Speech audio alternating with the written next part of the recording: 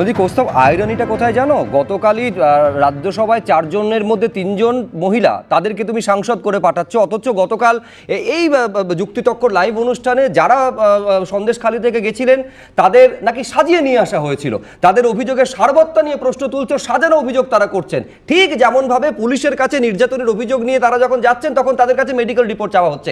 আমি যদি সম্মানের কথা তুমি ছেড়ে দাও কৌস্তব, সংবেদনশীলতার ধার কাছে দিয়ে ন্যূনতমভাবে তুমি কি যাচ্ছ?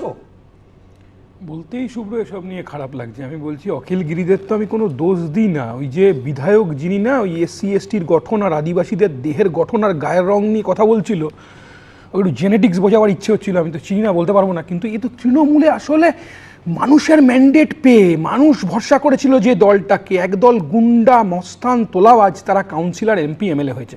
শুধু একটা কথা বলবো তোমাকে, একজন কাউন্সিলর বড় নেতার আত্মীয় তৃণমূলের কাউন্সিলর, সেটা ইংরাজি টিভি চ্যানেলের শোতে বলছে যে রেপটা বিশ্বাস করি না, তার কারণ ফুটেজ দেখতে পাইনি। ফুটেজ দেখতে চায় যে মহিলাদের রেপ করা হয়েছে। না, রেপ করা হয়নি, পিঠে বানাতে ডাকতো আর কি।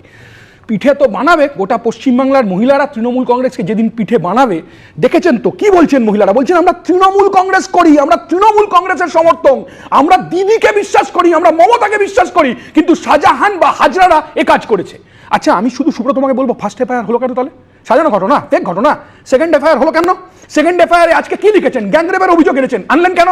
শিবু হাজরাদের যখন ইনভেস্টিগেটিং জার্নালিজমের মাধ্যমে এবিপি আনন্দ ইন্টারভিউ করলো, তারপরের দিন তাহলে অ্যারেস্ট করলেন কেন? শাহজাহানকে পুলিশ পূজারিতে লুকিয়ে রেখেছেন কেন? ভাইপোর ডেরায় পূজারিতে কেন? দক্ষিণ 24 পরগনার বিভিন্ন জায়গায় শাহজাহান ঘুরে বেড়াচ্ছে, পুলিশ খুঁজে পাচ্ছে না। রাজীব কুমারের নেতৃত্বে তাকে লুকিয়ে রাখা হয়েছে, কি কারণে?